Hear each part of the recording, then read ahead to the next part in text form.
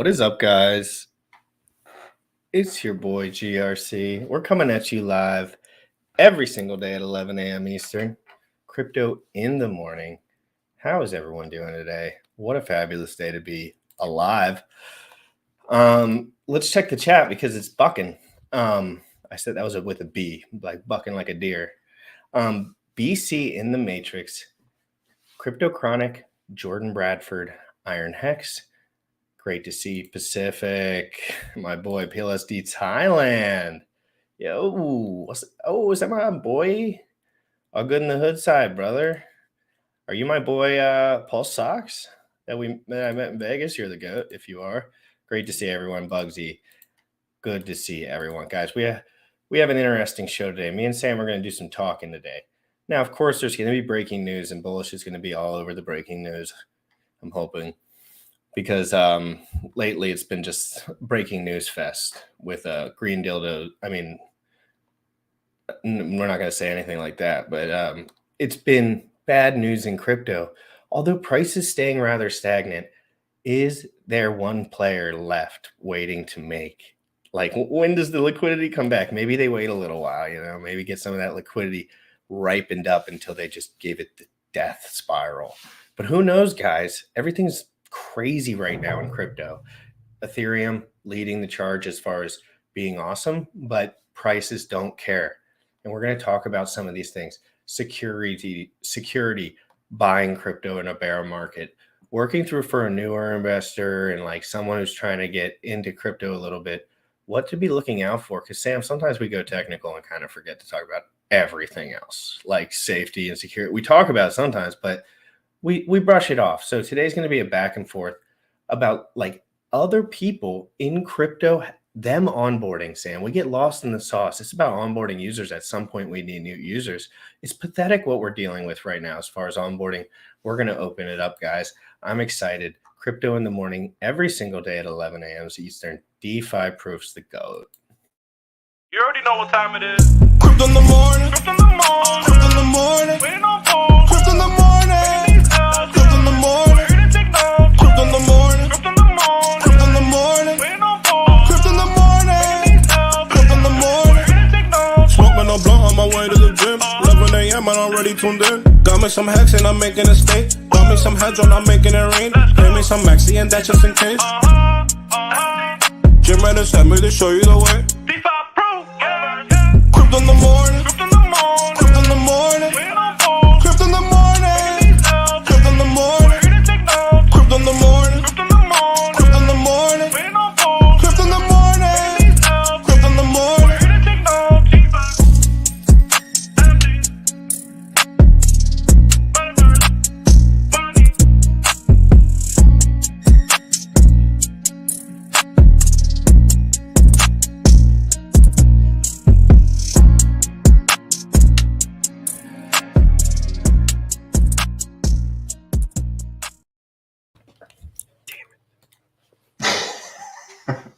That call yesterday where there was this spaces and Yesterday, good call. Richard Hart was talking about liquidity providing, and I'm listening to this given that I like liquidity providing and I talk about it a lot in my channel, and there's people on there who don't know what liquidity providing is or how it is actually structured. Found that fascinating because these are people who are supposedly like, knowledgeable people. Sam, I learned these things though, Sam. We're a little bit weird, Sam. We're going to take both sides of the bias today because I need to bring it back. Because me and you are just a little bit too similar in the kind of information we like to digest, being that we were looking at the same things when we met.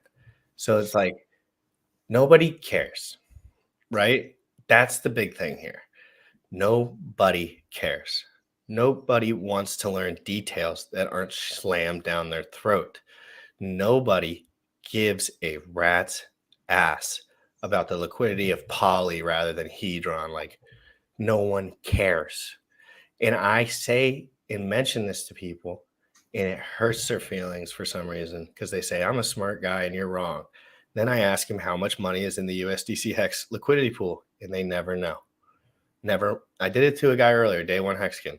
He said 36 million or 46 million or something. He was off by 400%. That's the product that he only owns. Nobody gives a shit, Sam. And I'm going to just accept that as a truth and continue forth and learning. So hopefully I can just get how do you not want to understand how liquidity works, given that that's the biggest piece in crypto? Why don't you want to go to the bar with your friends and get hammered? Why, Sam? Tell me why. I don't see any value there. I know. But you're different, bro, because you don't give a shit. You're in your prime, and you're as a economic tool, I guess. You're in your prime, and that's what you're about right now, and that's probably what you'll always be about. And to be honest, I've been way too intense my whole life too. Everyone's told me to calm down, shut up, please. You're saying too many words, you're doing too many things, and you think too much. And I always thought it was a bad thing, right? But you just realize that the way that we absorb information, you isolate yourself, so do I, so that we can continue to put this kind of effort into learning. But most people they got wives that they got issues with, or kids that be having. Think about what happens with crypto, right? So we've unlocked this peer-to-peer way of sending money. Right? I can send money to this fellow that I work with in Africa like that, right? And a small dollar amount, and he receives it right away for a tiny little transaction fee, versus if I send him a wire fee for the $20 that I owe him for the help that he's doing for my stuff online, it's going to cost me $25 for a transaction fee. Then depending on how many banks it has to hop to, each one of them might take a fee, so that $20 that I send, he might get a tiny little fraction of the $20 that I send over there. So we have that piece, which is amazing. And then on top of that, think about the access to a market. People have never had direct access to a market. You've always had to wait. One example to understand this is in the United States, there's something called an accredited investor. An accredited investor just is an exclusion for poor people, right? If you're poor, you can't invest into certain things. Pretty simple. Crypto takes this away with things like Uniswap.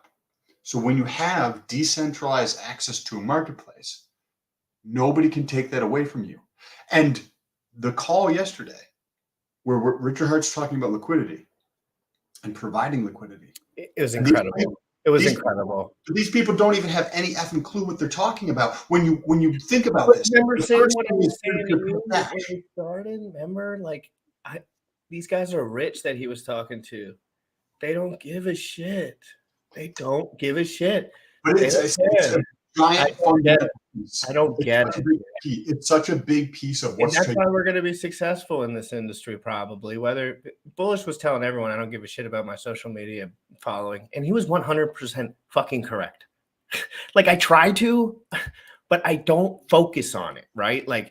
Some things, Sam, I could focus on DEX screener liquidity without even doing a trade all day long. I don't know why. To me, it's super important that I understand those nuanced details. It's more important than any trade to me.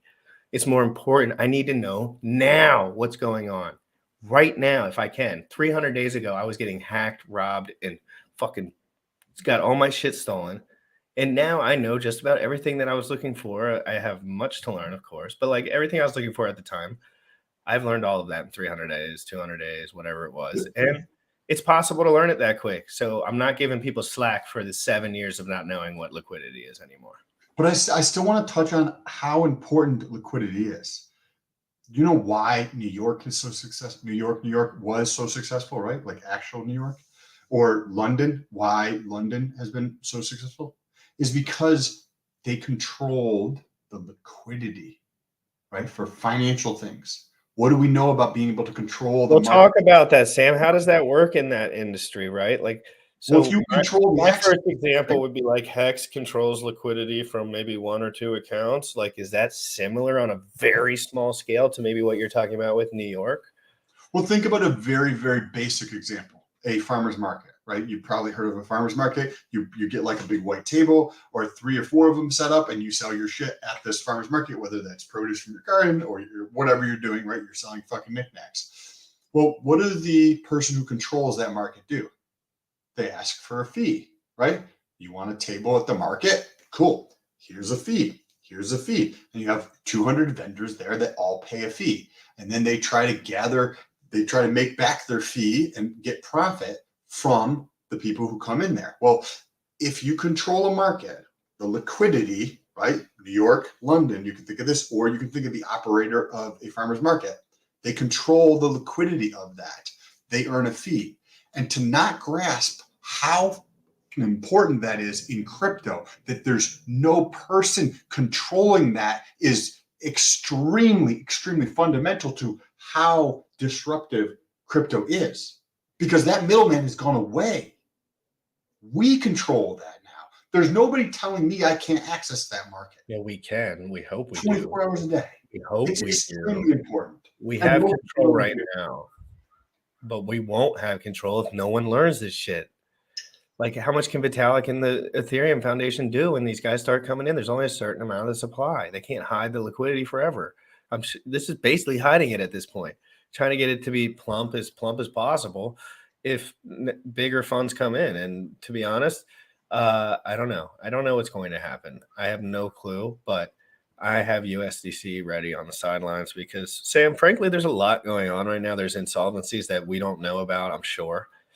There's the insolvency. Let's just call everything insolvent at this point. There is nothing that's really solvent right now as far as centralized exchange is concerned. They're shutting down and hiding their liquidity at best. Like at best, they're hiding it from because it hasn't been messed with yet. So can we pop into that video about the FTX stuff? There was just like a 2-minute news video from 1 hour ago. I wanted to play it. I watch these videos to get context on the overall thinking of the masses, and even though no one watches this video is titled "New FTX CEO John Ray. Never in my career have I seen a complete failure in corporate controls." So this is gonna be interesting. Thanks for new in just the last couple of minutes. Want to tell you about this. FTX is trading a new CEO, John Ray, saying in a court filing, quote, "Never in my career have I seen such a complete failure of corporate controls and such a complete absence of trustworthy financial information as occurred here." He said FTX did not keep appropriate books and records or security controls with respect to its digital assets. He also slammed the company for concentrating control in the hands of a small group of inexperienced, unsophisticated, and potentially compromised individuals. Ray saying that Sam Bankman-Fried is in the Bahamas and continues to make erratic and misleading public statements. So wait a second, this is the guy who did the Enron stuff, says he's never seen anything like this before. And he's come in now to try to clean up this bankruptcy. You saw Sam Bankman-Fried, by the way, in some of those DMs yesterday, say that he thinks that his biggest mistake was in allowing the company to file for Chapter 11, and that if he had been given the opportunity to just hold on to these assets for another month, everybody would be made whole, and that he's still out there trying to raise $8 billion because he believes he can somehow rescue said firm. Of course, the firm saying that Sam Bankman-Fried is separated from the firm, so whatever he's saying, well, A, unclear whether it makes any sense to begin with, and that's me putting it politely, but B, sort of what is supposed to happen here. So I just want to say this one more time. This is the guy, John Ray, who did the Enron stuff. Never in my career have I ever seen such a complete failure of corporate controls and such a complete absence of trustworthy financial information as occurred here. No CFO, no board of directors, and an audit. Dude, it happens twice. Made Madoff's guy look like a Price Waterhouse. But I will say, and this goes to the point we were saying, were there a lot of people who knew about this? And I think one of the things he's saying, which I think is right, I think this was like a little company almost to begin with. Yeah. And there were probably literally a dozen people who at least understood what was going on. I don't think this is actually hundreds of people who were in on this scam. I think this was a couple of folks all living in a penthouse in the Bahamas that were somehow managing this, what seemed to be empire that was not much of an empire after all. To give people context, because that's hilarious. Enron, if you're not familiar, was a company that had a glorious record running up until they realized that all of their accounting books, including their accountant, the accounting firm, there used to be a big 5, now there's big 4 accounting firms because they went bankrupt because of this, were cooking the books, literally just making shit up on their accounting books. So the guy that was working on that goes into FTX and he's like, wow, I've never seen anything as bad as this before. That's not good. You were talking about insolvency. We have a lot more to see. We have a lot more to see as this comes out, bro. Yeah, it's again, this is just a bunch of plebs. And I do want you to pull up that video if you can. So we have CZ chiming in here with a big, oh my God, what do we have, a Godwick? Oh, a nice Godwick on Hex, guys. Don't be alarmed. Just dropping to lows from just about a week ago. I see that was a big devastating time right there, those lows right there. So understand that if it goes much lower than this, that's a crazy time. I'm not setting any limit orders or anything because I'm just too uncertain about who has the money at this point. And I'm just going to wait and buy a little bit at a time when I see fit.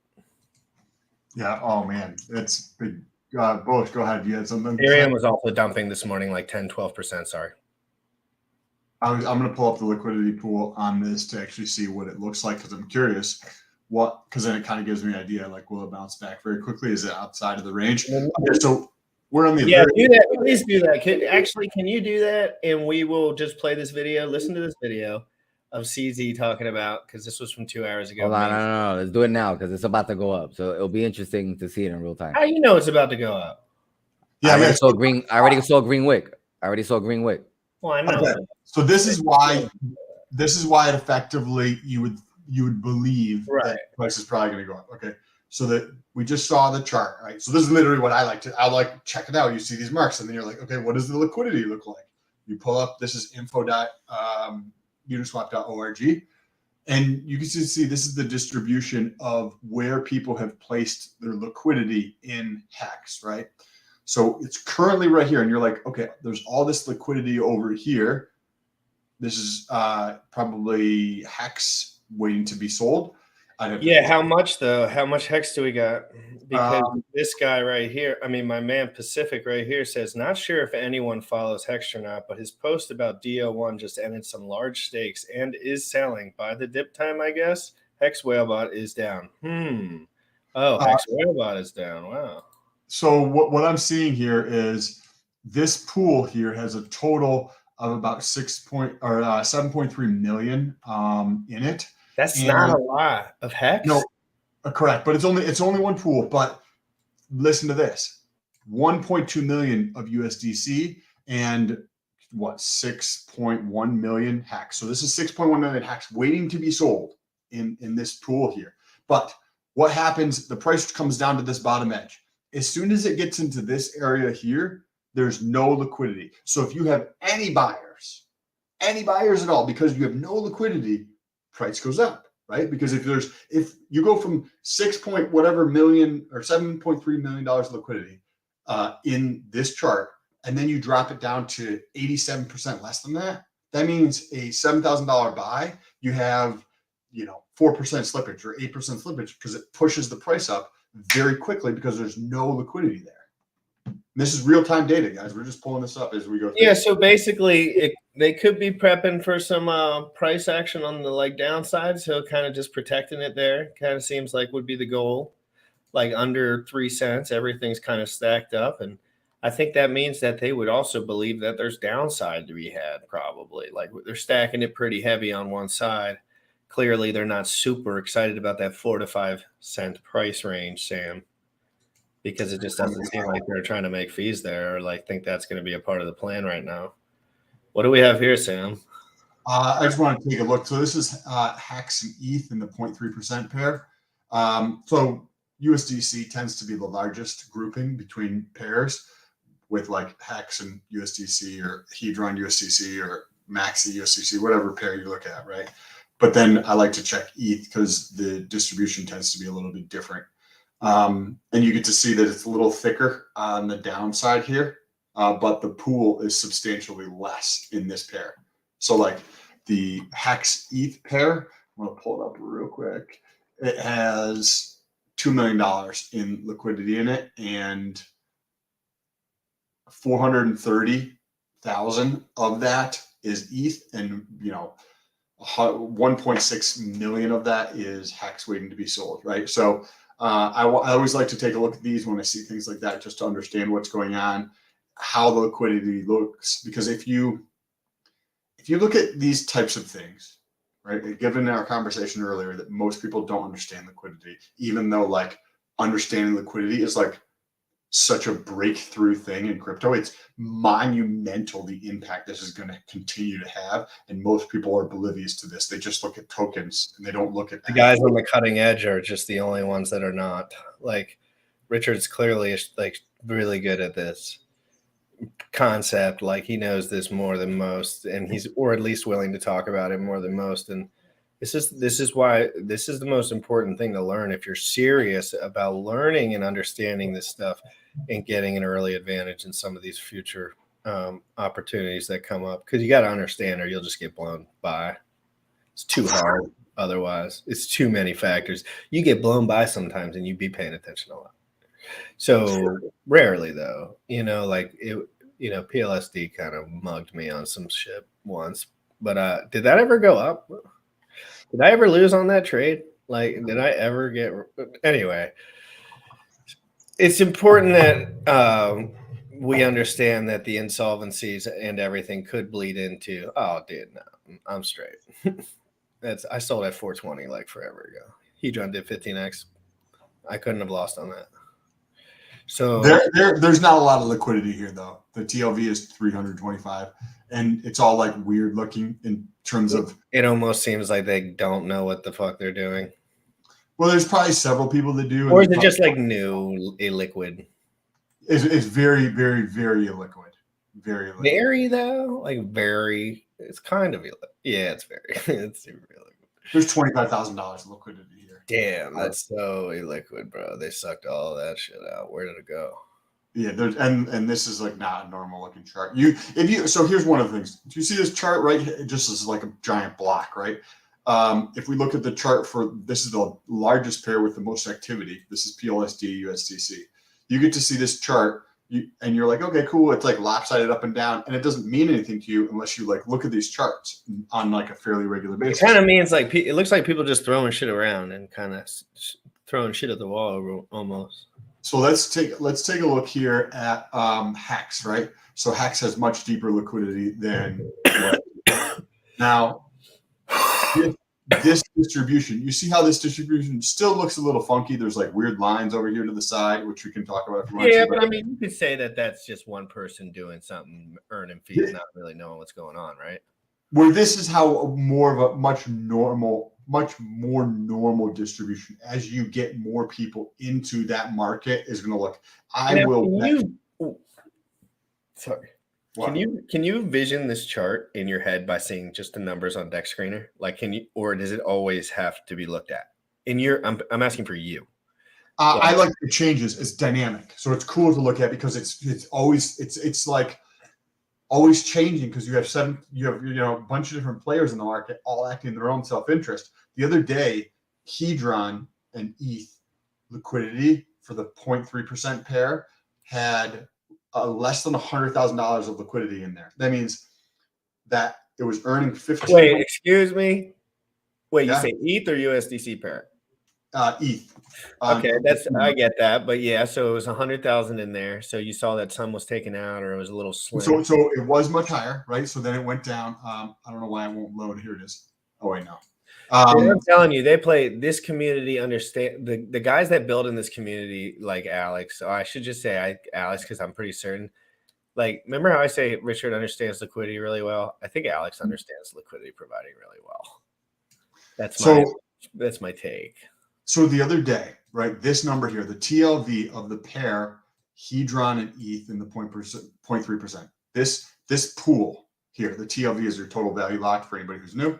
That just means how much of the tokens like worth in USD terms, right? $150,000. So now when you look at this, it was less than 100 grand the other day. And there was this number here in terms of fees earned was around $1,500 per day. So think about this for a second. Somebody could provide liquidity on this and say, I don't have my calculator out, but I'll pull it out real quick.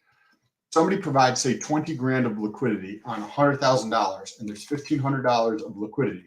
Then effectively, what are they doing? Well, what are they going to represent in the totality of the pool? Well, 20,000 into 120, because that's the size of the pool now, right? So 17% of the pool size. And if you have a amount of fees that are being earned per day of $1,500 times 0.17, $255 per day. Now think about this. You're like, okay, I could put in 20 grand and make $255 a day. Well, think about this. Do the math on this. Divide $255 by 20 grand.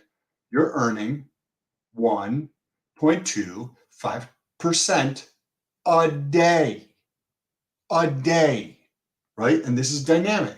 So when you're paying attention to these things and people are like, oh, I get 38% of Hex. Cool, you go fucking get 38%. I'll get 30% a month, right? Because you can make all sorts of money in these pools. And this is a fundamental breakthrough in crypto that like people pay attention to the tokens, they pay attention to tokenomics, they pay attention to the founders, they pay attention to this thing and the other thing, and they don't realize that liquidity, having access to markets. Did you know black people couldn't vote? Women couldn't vote? That's not having access to those markets. Now imagine that not having access in a financial market, and now the entire planet has access to the financial markets that you have access to, that I have access to. And most of the planet is not paying attention to liquidity at all. It's a game changer, and people are not paying attention to it. I don't know why. Like, it's ridiculous. Sam, you know how it goes, though. It's just the majority of people don't really get there with anything in their lives as far as the detail, the nuance, the really pushing to a level where it's like uncomfortable, I would say, ish. I don't really know what that means, but let's play this video to switch it up just in my brain real quick. But Sam, incredibly true. And I think I helped Sam get to the bottom of this by spreading all that information about all these people. I was like, these guys are talking the real deal shit right here. And I knew it. And after enough time, I figured it out. Like when I told Sam about Hex, I didn't know anything about liquidity. I mean, maybe a little, but like not really.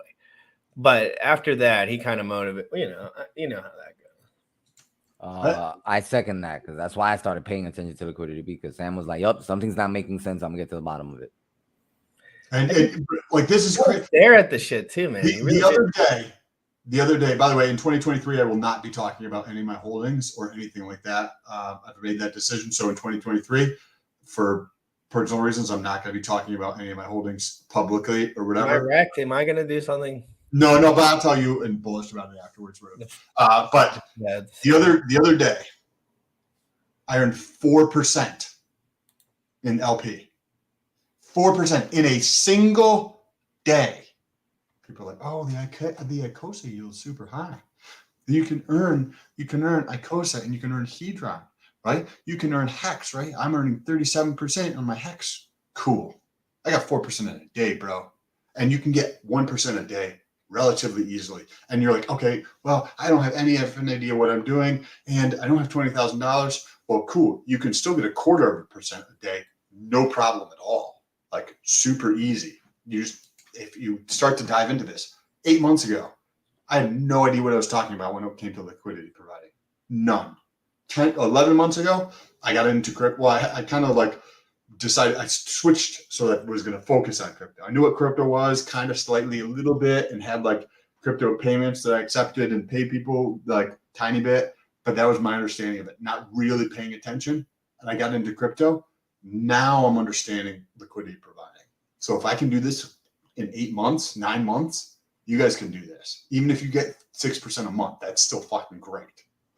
Sorry, you want to pull up the video? I got super excited about LP because not enough people. Well, it's true. It's just it's critical, but I just want you to know it's going to be a while before it's an open conversation. Just don't get too excited, because I've been trying my best too, and the fight is hard and it's long. It's not one of those fights that's going to happen overnight. It's not one of those TRT miracle like media crazes, right? Like it doesn't really have that push because nobody understands how the casino makes all the money. They kind of know it, but they ain't never thought about thinking about it for themselves. So that's weird. But yeah, let's play this video. CZ's been all over the place. I'm trying to figure out if this dude's a big rug artist, and so listening to him as much as I can is probably helpful. Sorry, you talked about AML and KYC. This has to do with trying to prevent money laundering and the like. As you know, there have been reports about investigations about money laundering through Binance related to Iran. Nura Rabini took to the stage where you are and made that comment. And just in the past day, I'm curious the state of that investigation and if you can speak to it.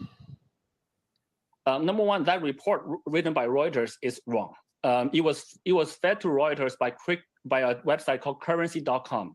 Currency.com used to be a Russian-owned website. I think FTX bought a part of the equity there. We do believe that currency.com gave Reuters that access to a platform that gave them some wrong data. We use all the industry common platforms like chain analysis, Elliptic, TRM for transaction monitoring. It's the same tools used by law enforcement. And we are very confident that our practices comply with the industry requirements.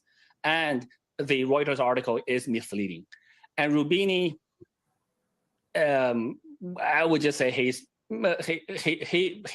tried to become famous by attacking everybody. That's all he does, and I don't think what he says carries much weight. CZ, Sam Bankman-Fried has said that it was not a good strategic move on his part to get in this battle with you. He says he regrets it because obviously it helped reveal the issues with FTX that led to the collapse of all of this. Do you regret that feud? We were never in a battle with him. He may think he's in a battle with us. We didn't even notice. We did hear some concerns about him bad mouthing us behind our backs in DC, in other political lobbying circles. We just said, look, we don't want to be entangled. We just want to exit our equity portion. We did that a year and a half ago. Right. And as part of that transaction, we got some FTT tokens. And recently, with the news of them becoming insolvent, carried by CoinDesk first, we just said, well, we want to sell those tokens. That's all we did. We were never against them. We don't focus on other smaller exchanges. Focusing our energy there doesn't give us the best return. If we take customers away from them, we may grow by 1 or 0.1%. Whereas if we can help grow the industry, we can grow by 5x, 10x, 100x. So we are much more focused on how to grow the industry more healthily together with other exchanges. So we never view them as a competition or as a fight. He may have that in his head, but we were never focused on. Why don't you take us back, if you could, to real quick? Okay. Listening to this conversation and given like the context we know about Sam Bankman and how like childish and like he just was no idea what he's doing, like complete like bozo in terms of like what he seems like someone coddled like by like literally like the people just formed him into whatever he is today. And you listen to CZ and it's like a professional, and then you listen to him and he can't go down any road of understanding of what he's doing. There's no like systems or processes set up in terms of like how it should be to protect consumers' privacy, to protect consumers like funds. You're not supposed to be taking consumers' funds and utilizing them for private equity investments and all that kind of stuff. It's ridiculous. And CZ points it out perfectly. We don't pay attention to small little like warts on our butt called like FTX. We're the giant. We own 70% of the market share for this. We're trying to grow the industry. If we take a customer from FTX, that doesn't do diddly squat for us. If we grow the industry, right? What does he know about? Adoption. Adoption is what's going to grow it. It's not going to be getting 6 extra customers from FTX. So the store, just that in and of itself, could be the media, 100%. But if Sam Bankman was actually thinking about that as a competitor and not thinking about it in a much larger picture, like actually expanding adoption, right? That says a lot about the mindset of that individual, right? Because or at least he's smart enough to not be a dumbass on TV. Like, come on, like you got to be smart enough to at least be a con artist. Like, at least pretend like you're smart. Like, he's just going the stupid route now and pretending like he's not smart, and it's so dumb. It's like, dude, we know you know how to leverage trade really well. We know you shove amphetamines down your throat all day long. We know you fluctuate in weight like 150 pounds a year, up or down, like a fat, no muscle. So like you can kind of tell all over him. He's just a flimsy human being that has control over way too much and got trust somehow from people and propped up all this stuff. And it's sad, but I mean, V-shaped bottom is what we can hope for, right? So what do you personally think? Do you think that we're going to see a bottoming out in the next, how do you see this bottoming out happening? And like, obviously this is just you and I having a conversation here, but where do you see the bottoming out? I think that if they're just going to dump on, like, if someone dumps Ethereum on exchange, like real serious, like it gets crazy, I think that'll just be enough. Or like Bitcoin or something. It could be either of those. So either one of those will probably tank the other at this point. Do you think we keep dragging ourselves? Like it depends how crazy they are, man. It depends if they want the liquidity to ripe up for like 3 weeks before they dump the rest of their S. Like, do you think like you used to do surfing, right? Mm-hmm. And you know how like you can be kind of like dragged around the shore or the surf or like the rocks or whatever, and you can just get all like eaten up by the rocks and everything like that. Do you feel like we're gonna just kind of like sit there dragged against the rocks, getting all cut up in terms of where we are, and not actually bottom out for 6 months or 10 months? No, the news is too explosive. The news will catch anything that does well at this point, because I think like Elon/FTX was enough. Because remember, they did real marketing in the real world.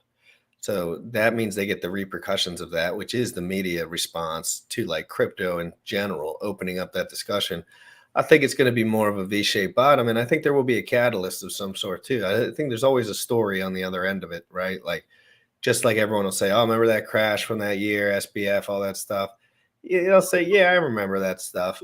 And then I remember, oh, you remember when they built that thing and then everything was easier to do. Yeah, I remember that. So I think we're dealing with here a little shakeout, but we don't have much shakeout left. Like, there's really not much more that can happen other than insolvencies, just like dumping and sneaking onto the market. I think the active market has like said what they're going to be doing at this point. They've been wrecked for the most part, so they're just going to like sit there. But speculators are coming back, man. These dips are getting me excited, so I think that we can turn around Q1. I don't see where Q1 2023 we're not in some sort of bull run shape.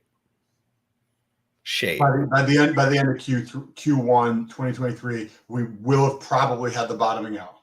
I think that'll be like once we break past that point, we're like 15%, 20%, 30%, kind of break those ranges again. And then we'll see what kind of happens on the way there. Like, but that's when it'll start. And once it does start, it starts. Like, you'll forget what it looks like to not have price action, but it'll be 1 week up, 1 week down real heavy, 50%, 120% up. So again, it's just as volatile on the way up as it is on the way down. So there's just many people get shaken out on the way up as well, with the 20%, 40%, 300%. That'll shake them out, a lot of people, when in reality, you should be waiting for 25x, 35x to start shaking out any of your profits. So I think that there's going to be reversal in the Fed stuff, like whatever propped up bullshit that they say is going to be reversed into other fake propped up bullshit on the downside. And like, that'll be enough right now, because I think people are done. I think people are out. I think it's getting cold over here. And, I switched over to coffee from energy drinks just because, I didn't feel like spending money on that anymore. And so, it's getting to that time. But I think relief is here. And I think Richard Hart's really excited about the market. And I don't think a lot of stuff gets him out of bed. in the morning. Like he's one of those guys hard to motivate. Like me, kind of like when, oh, you got to do your emails. I'm like, I don't give a shit. I could care less. There's a millionaire emailing me. I'm like, I hate my emails. So, and he's a little bit like that too about some stuff. And now that he's talking and he's out there, really good opportune time for him to keep stepping up like he has been in the last week, I think. Yeah, it's interesting. I like that he's excited is my point. Yeah. And that excitement is also like, because you're like, okay, this person has more experience and time in the market and seeing this stuff. And now to see them starting to get excited about the bottom is like, okay, that's a bullish sign, right? Because the bottom is close. It's bullish in that he doesn't have to say a word because I've watched him so much. Like he really does not think the market can stay down on Bitcoin and Ethereum for more than a year in some change. And right now we're in some change territory. And if his theories are correct, which they generally are about the market, within a few months, I'm sure we will see levels back to 20K, 25K, like, and that'll be like the start of the next bull run kind of.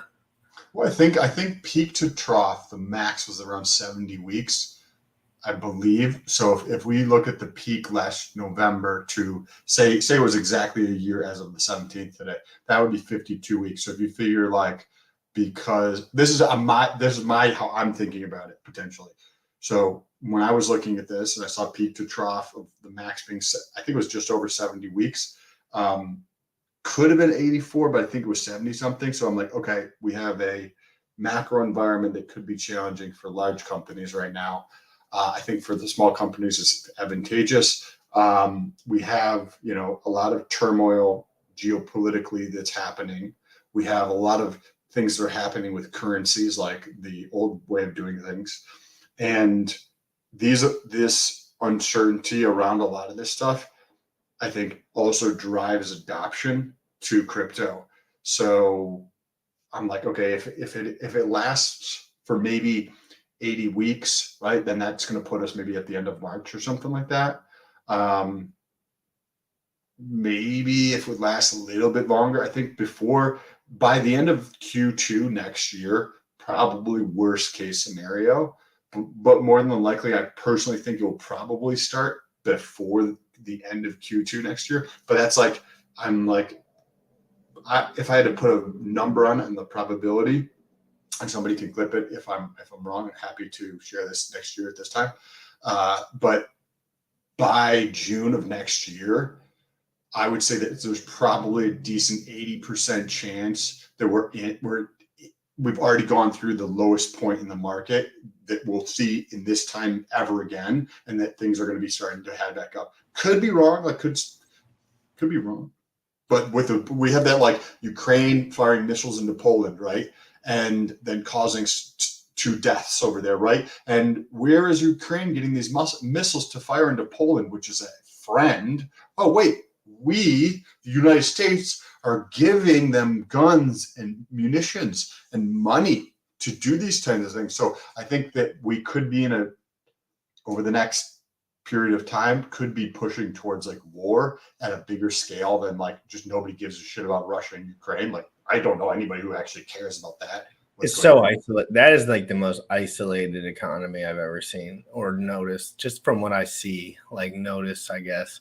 Like it seems like they don't want information, or like they don't want trade and like cross pollination as much as maybe they have a lot of space too, so maybe they don't need it. I don't know shit about Russia, but Putin, lay off my peeps. All right. So and I don't know anything about that, but I do know that our government funds war. Well, yeah. that I do know because some of my friends are contractors for the government, and oh boy. That's interesting world where you're selling missiles all day for that is a very accurate statement, bro. Our government does fund war because there's a giant complex that feeds off of war in terms of financially, right? They have to. That's the rule book now for those guys. They have to sell. They put those guys in a position to sell. And selling to them is selling missiles. And then on the other end, there's people that are in a position to ruin missiles and drop missiles so that they can have more missiles, because those guys cut them checks.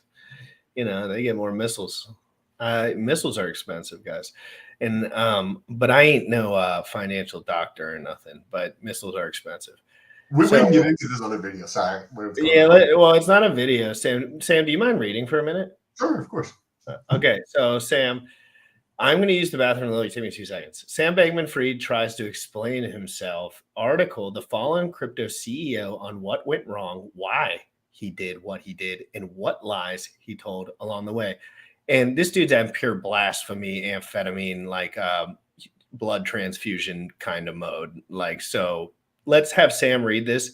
And Sam, no crazy F bombs because Man, I was just thinking this is gonna be. I know he was. I was like, the first sentence is gonna make this dude drop the hardest F bomb because this is gonna be. It's ignorant. This is gonna be a puff piece. This is all freaking. But I want to. But it could be good. So why don't Correct. Sam go ahead and read the beginning, and I'm gonna use the bathroom, and I'll be right back. Okay. Here, go to the top here, and then we'll get into that piece in a second.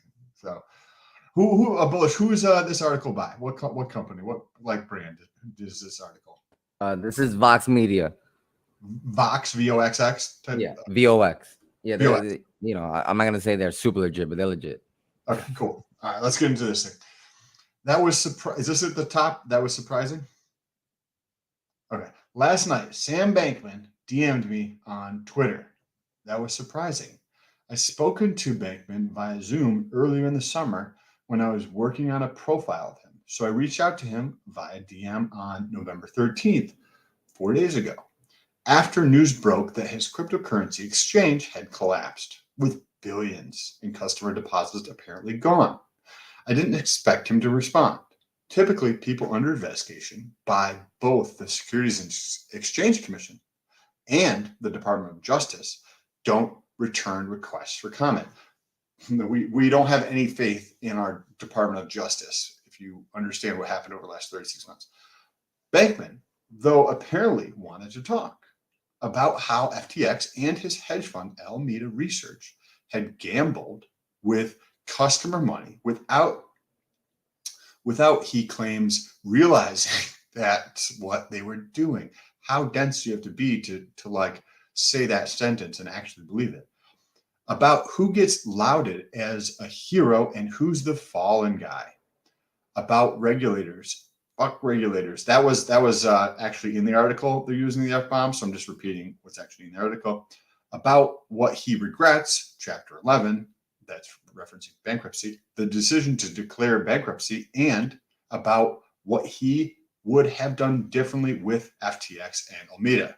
More carefully, accounting plus off-board Alameda from FTX once FTX could live on its own. It was past midnight Bahamas time where Bankman is reportedly still located, and we went back and forth on Twitter for more than an hour. He said, still working to try to raise funding needed to pay back all his depositors. As we messaged, I was trying to make sense of what behind the PR and the charitable donations and lobbying Bankman actually believes about what's right and what's wrong, and especially the ethics of what he did in the industry he was working in. Looming over our whole conversation was the fact that people who trusted him have lost their savings, and that he's done incalculable damage to everything he proclaimed only a few weeks ago to care about. The grief and pain he caused is immense. And I came from the conversation appalled, good, by much of what he said. But if these mistakes haunted him, he largely didn't show it. Disclosure, the August Bankman Philanthropic Family Foundation Building a Strong Future awarded the Vox Future Perfect a grant for 2023 reporting. Okay, right here, when you read, I just want to make a point here. When I read research papers, so I used to read a lot of research papers. And when you read the research papers and it's talking about a drug or a compound, and then you go down in the bottom and they disclose that they have who's paid for this study. And you see that the study who was funded by the company that the drug is about, you know it's BS. And that's effectively what he's putting in here with this small disclosure that most people are just going to skip over and not actually read. On regulators, before his empire collapsed, Bankman was actively engaged in lobbying Washington for a regulatory framework for cryptocurrency. While many crypto CEOs, like Bankman's nemesis CEO CZ, are openly skeptical of government regulation, Bankman has largely avoided criticizing regulators, but in our conversation, he dismissed their role. He characterized past conciliatory statements, like when he said last month that some amount of crypto regulation would be definitely good, as for taking care of centralized exchanges so that you can't rip off people's deposits with you and then not go to jail for the crimes that you've committed, as little more than PR. In doing so, he all but confirmed the views of critics who have argued that his overtures to Washington were much more about image than substance. I mean, this guy is pretty flaky. It could just be about PR because he's so incredibly clueless. This is the actual conversation from Twitter, it looks like. You said a lot of stuff about how you wanted to make regulations just good ones. Well, is that pretty much just PR too? So this is now SBF right now. There's no one really out there making sure good things happen and bad things don't. Yes, clearly. You stole over $8 billion of customers' funds. Usually, there's only one toggle. Do more or do less. Yeah, just PR. Fuck regulators. They make everything worse. They don't protect customers at all. Interesting to see a talking piece of the Democrat Party on what he actually seems to be coming across as honest, right? Does seem like some want some kind of consumer protection would be good though. Like maybe regulators can't deliver it, but sure does look like consumers lose their shirts a bunch. Agreed on both. It would be good, but regulators can't do it. This is actually kind of interesting here. I'll be the reporter. You can be Sam Bankman, and you can read the Sam Bankman's parts here, GRC. And you couldn't do it, and CZ sure isn't doing it. So who? They can't actually distinguish between good and bad. Just do more business versus do less business, and put up more moats versus put up fewer moats. No one will. But you want to know the truth? No one is doing the rest to finance either. Or, for the matter, other areas that are regulated, the FDA isn't helping. The giant crackdown on big tech has no point or goal and philosophy behind it. OFAC is slowly undermining U.S. interests globally and is the single biggest threat to the U.S. being a superpower.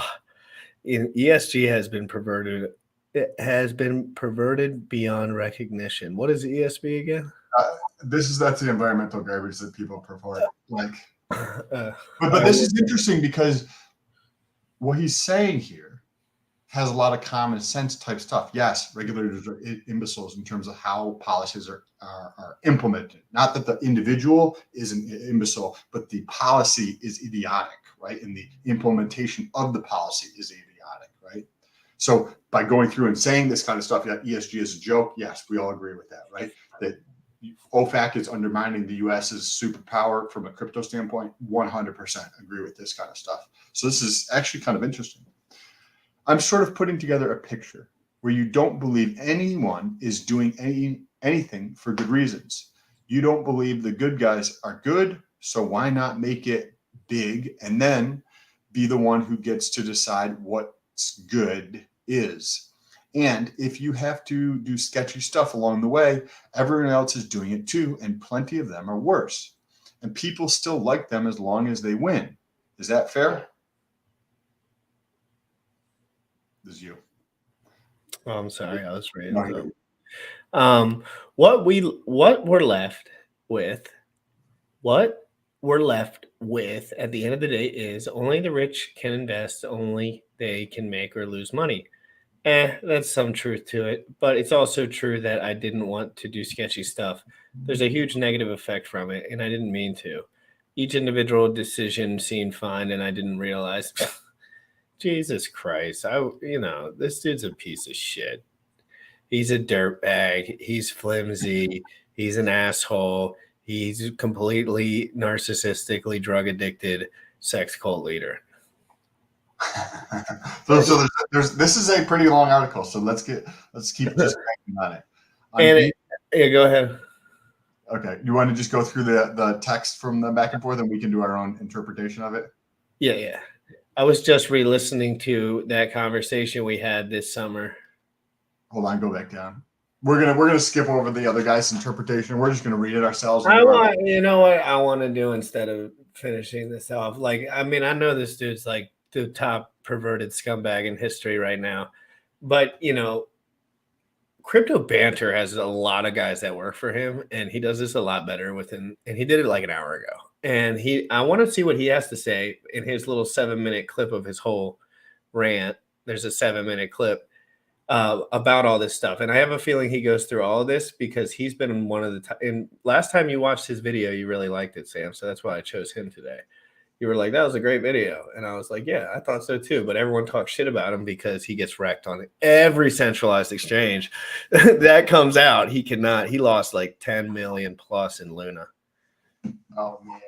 Yeah, he got perma wrecked. So it's 746 bullish. And there is that. And then Sam, just say stop if you want to stop. I'll do the same. We'll give this 10 minutes, 12 minutes, and it'll probably go through quite a bit, as you can see from the thumbnail top right. Exposed. This is from a reporting point of view, it's the gift that keeps on giving. Okay, it's the gift that keeps on giving. Hold on a second. Where is everyone? Guys, smash the like button. Let everyone know that we're here and we're live and we're doing amazing things here. All right, so let's look at the world of SBF and just quickly touch base with what's going on. There's a lot going on. We need to uncover a lot. So the first thing that's going on is, I mean, you know, it's just an ordinary day in the Bahamas. SBF is in a grocery store, not surrounded by police, not surrounded by bodyguards, walking around without his shoes on, without anybody, just walking around in a grocery store. At the same time, he has continued his tweet storm. Like, this tweet storm is the gift that keeps on giving. So let's quickly just pick up where we left off yesterday. His goal was to clean up and focus on transparency, make customers whole. A few weeks ago, FTX was handling $10 billion a day of volume and billions of dollars in transfers. There was too much leverage, more than I realized. A run on the bank and market crashed, exhausted liquidity. So what can I try to do now? Raise liquidity, make customers whole, and restart. Maybe I'll fail. Now, he's delusional because the liquidator has walked into FTX. And the first thing that the liquidator said is, he said, there's a statement from John Ray, Chief Restructuring Officer and CEO of FTX Digital, regarding Mr. Bankman-Fried's public statements. As previously announced, Mr. Bankman-Fried resigned on November 11th from FTX and Alameda and their directly and indirectly owned subsidiaries. Mr. Bankman-Fried has no ongoing role at FTX Official, FTX US, or Alameda Research. So I don't know where this guy thinks he's going to be raising money or trying to fix things. But I don't know, maybe in Sam's head and in Sam's world, this is what happens. Anyway, yesterday we finished off at Truth and Beauty. He continued to give us once upon a time a month ago, FTX was a valuable enterprises, had $10 to $15 billion of daily volume, roughly $1 billion of annual revenue, and $40 billion of equity. And we were held as paragons of running an effective company. So I was on the cover of every magazine, and FTX was a darling of Silicon Valley. We got overconfident and careless, and problems were brewing larger than I realized. Leverage built up to about $5 billion, backed by $20 billion of assets, which were, well, they had value, FTT. So he's admitting, SBF is admitting that he was leveraged against his own token, which is what everyone has accused him of. And he now admits that the token was, the risk of FTT was collateralized, all that stuff, and it all came coming down. It says roughly 25 of customer assets were withdrawn each day, 4 billion. As it turned out, I was wrong. Leverage wasn't 5 billion, it was 13 billion, which made a run on the bank. Shrapnel. And he says, last night I talked to a friend of mine, and he carries on. He says, it sucks. I'm sorry things ended up the way it did. As I said, I'm going to do everything I can to try and make it right. A few thoughts. It's really hard to be a regulator, to have an impossible job to regulate what the hell is it talking about regulation for? To regulate the entire industries that grow faster than them. And so this tweet storm carries on and on and on. And he says, anyway, none of that matters for now. What matters is that I'm doing the best I can do. which is nothing because the liquidator basically says, look, Sam, you're not actually allowed to be talking on behalf of FTX. You have nothing to do with FTX. At the same time, Sam has been speaking to a friend of his, Kelsey Piper, who is with Vox, and their DMs got leaked. Now, I verified that these are actual real DMs. And what's starting to come out here was that Sam really wasn't the person that we thought he was or that he came across. So let's look at some of the DMs. It says, does seem like some kind of consumer protection would be good though, like maybe regulators can't deliver it, but sure, does look like consumers lose their shirt event. Sam then says, agreed on both, it would be good, but regulators can't do it. And you could do it and CZ sure isn't doing it, so who is? They actually can't distinguish the good from the bad. That's the first part that was in the DMs. But then it gets a whole lot juicier. So for one, he talks about Nishad having left because Nishad was one of the guys, one of the foursome, and he says Nishad left guilty. So he says people have talked to said Nishad was much more into ethics, not being sketchy. He says, yeah, it hit him hard. I mean, it hit all of us hard, but it hit him hard. It seems you have more of a sense to yourself to fall back on, more of a sense that you are only wrong if you lose. And he was more like, wow, we stole money from people who trusted us. He says the world is never so black and white. So that's the second part of it. He says, you tweeted out some other stuff, like we never invest your deposit. That was bullshit, right? He says it was factually accurate, but like their deposits were totally not there. Or do you just mean technically it was Alameda? He says FTX, correct. So it wasn't FTX that was investing deposits. It was Alameda. So he's admitted this. I mean, I think that now Sam Bankman-Fried doesn't have a lawyer. Or if he does, his lawyer is really, really bad. Like really, really, really bad. Was the Alameda thing when Luna crashed the first time customer deposits got lent out? Or was it more like the accounting was such a lot of the stuff you were doing was implicitly backed by customer deposits? It says, messy accountant plus a margin exchange position built over time. Though in retrospect, Luna crash was when we did a lot. So he's now admitting to have done this long time before. If you could do it all over again, would you just take more careful accounting or never touch customer funds or never go into crypto? It says, be more careful, plus off-board Alameda from FTX once FTX could live on its own. So he doesn't mention not digging into customer funds again. This guy is absolutely, absolutely delusional. So he says, so you kind of don't believe in like doing unethical shit as anyone than a judgment we bestow upon the losers. He said a month ago, Caesar was walking around a walking example of don't do unethical shit. Now he's a hero. It's because he's virtuous or because he had a bigger balance sheet and so he won. And so this discussion continued to go on. He says, do you know what's actually up with the money that mysteriously got moved after FTX after bankruptcy? That's the other thing people are speculating about. He goes, heck, either ex-employees malware or ex-employees computer, a few $100 million. And then lastly, he says, I fucked up big multiple times. You know that maybe that was my biggest single fuck up. Oh, so you know what was maybe my single biggest fuck up? Oh, the one thing everyone told me to do.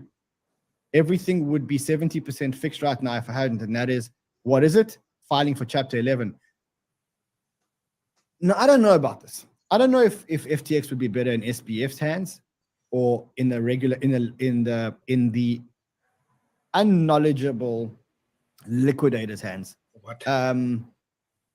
But either way, that's where it is now. And now the liquidator has walked in. So both liquidators have walked in. Remember that FTX got liquidated in the US and is being liquidated in Bahamas. The international company has the jurisdiction to be liquidated in the Bahamas, and the American company has the jurisdiction to be liquidated in the United States. And so what happened is the Bahamas liquidators, which is information that we got yesterday, say that they don't even know where to start looking because the books of FTX are such a mess that they actually have no idea where to start looking. And so they're like almost like, you know, we've got a job to liquidate FTX, but we don't know where anything is. There's just terrible records. And that's not the only thing. The liquidator that was appointed by the United States, this guy, John Ray, who is the same guy that went into other big liquidations. I think he was I think it was part of Enron's liquidation and many others.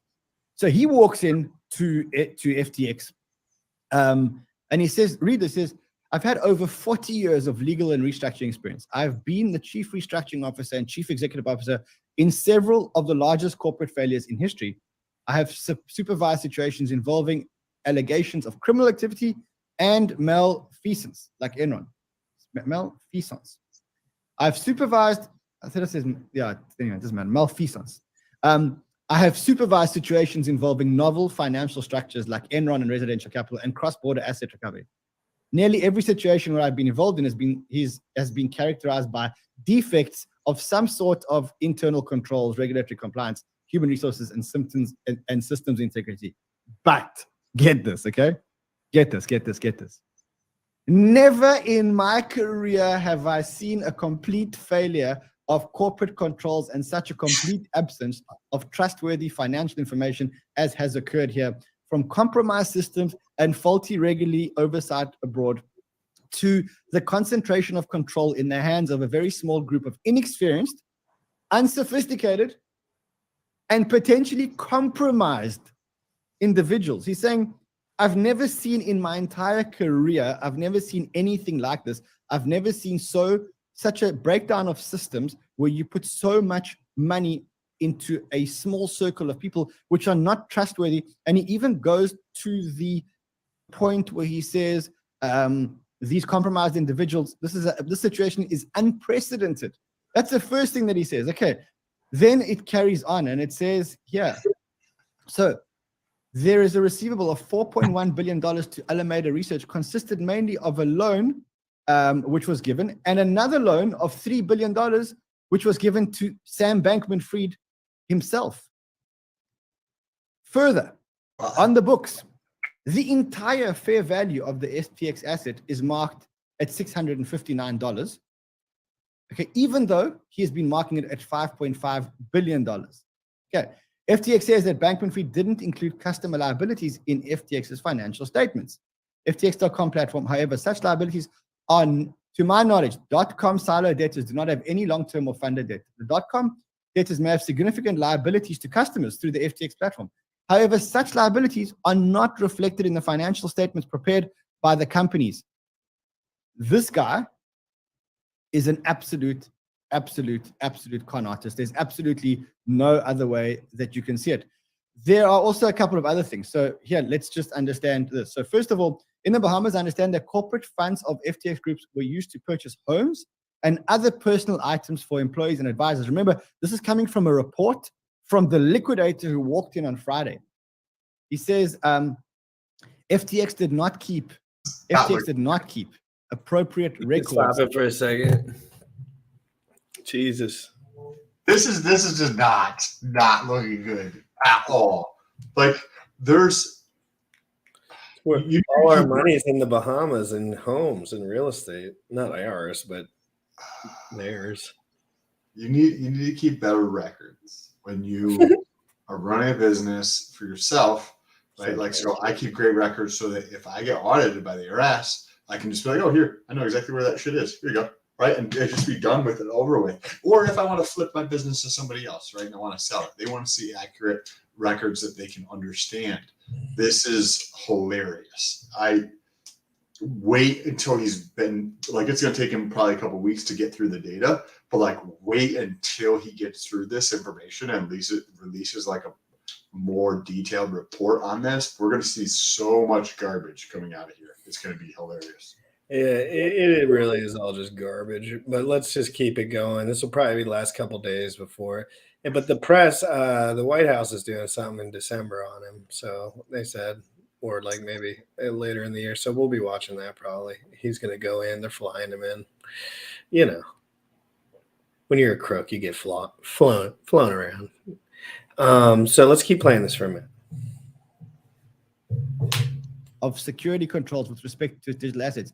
Mr. Bankman-Fried and Mr. Wang, Gary Wang, controlled access to the digital assets of the main business in the FTX groups, with the exception of Ledger X, regulated by CFTC. Unacceptable. So they had Sam Bankman-Fried was the cold storage of Alameda. Okay, And okay, get this. Alameda Research. This is huge.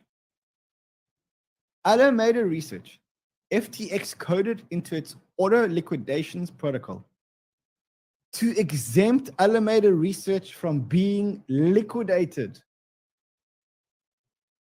Wow, that's massive fraud. Alameda Research. That's basically, I'll set up a system where I let other people borrow money, and in the code, when you get liquidated, even though I could have exactly the same position, I won't get liquidated because I own the exchange. This is so blatant fraud here, utterly ridiculous. Well, like, holy, this is what happens in the United States, in our government, where the government makes rules that says we can insider trade, but if you do that, it's illegal. This is exactly the same type of thing as the United States government. So if you're upset about this, you should start taking a more active role in government and holding people accountable, because this thing happens in your backyard, especially if you live in California and Nancy Pelosi's over there, right? Like 100%. This stuff happens in our government. This is disgusting. Sorry, go ahead. Coded into its liquidation protocol to exempt Alameda Research from being liquidated. The secret exemption of Alameda from certain aspects of FTX.com's auto liquidation protocol and the absence of independent governments between Alameda, 90% owned by Bankman-Fried and 10% owned by Gary Wang, and the .com silo in which third parties had invested, which was the third-party fund. Are you understanding that what this guy did was he had no controls whatsoever? He was the cold wallet of your money, which he lent to himself and to Alameda Research. And Alameda Research was trading against you all this time, but they could never get liquidated while you were getting liquidated. Absolutely crazy. You know, I thank our lucky stars that we never supported FTX. We tried.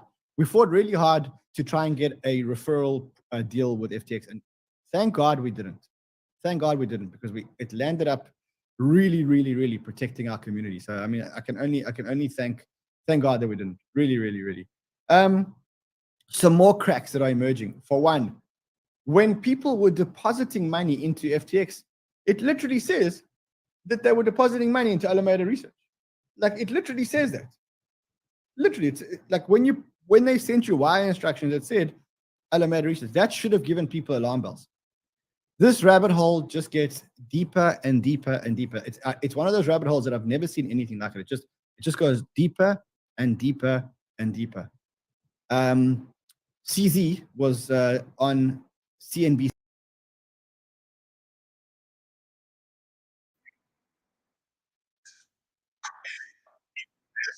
Rabbit hole goes. We don't even know the full story yet. It is going to get deeper. We're going to see more improprieties. We're going to see more fraud. We're going to see more of this ridiculousness. Like, even if that is the case, and you're depositing money to FTX, and they're just literally saying, hey, we're just literally sending the money to the hedge fund, right? You should cover your tracks better. You should definitely cover your tracks better. Maybe he doesn't have a good lawyer. Maybe they're actually going to try to throw him under the bus. Doesn't seem likely, but maybe, right? All the people and money that he donated money to, like the Democrat Party, and helping them out, maybe they're just going to throw him under the bus. I don't know what's going to take place, but this is disgusting. This is ridiculous. Holy crap. Like, this is like our government just doing insider trading on steroids, like, you know what I mean, at a natural show. Wait, this already happened a lot too. This is what people don't get. This happens all the time in crypto. It's always centralized exchanges, or it's a skin tag token that people are taking leverage on. That's like the new play. But you can do that in a centralized exchange, which is cool. So yeah, Sam, you know, it's been a good episode.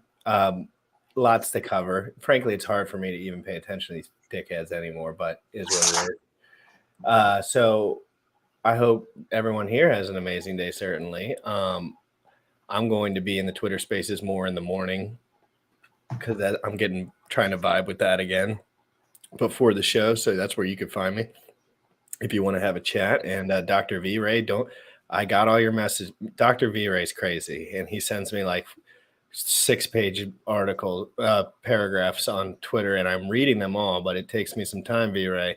Don't be upset with me. Okay, guys, have an amazing day. Sam, great to see you as always. Call me if anything's going on, anything crazy. I hope everyone has an absolutely amazing day. Peace. DeFi Proof. Follow us on Twitter, guys. We're all over it. Sam, get on Twitter and defend me. You need to defend my honor on Twitter because I'm getting harassed by a bunch of beta males. What? You already know what time it is. Crypto in the morning. Crypto in the morning. Crypto in the morning. Waiting on phone. Crypto in the morning. Crypto in the morning. Crypto in the morning. Crypto in the morning. Crypto in the morning. Waiting on phone. Crypto in the morning. Crypto in the morning. Smoking a blunt on my way to the gym. 11 a.m. and I'm already tuned in. Got me some hacks and I'm making a stake. Got me some heads on, I'm making it rain. Pay me some maxi and that just in case. Jim Reddit sent me to show you the way. Crypto in the morning.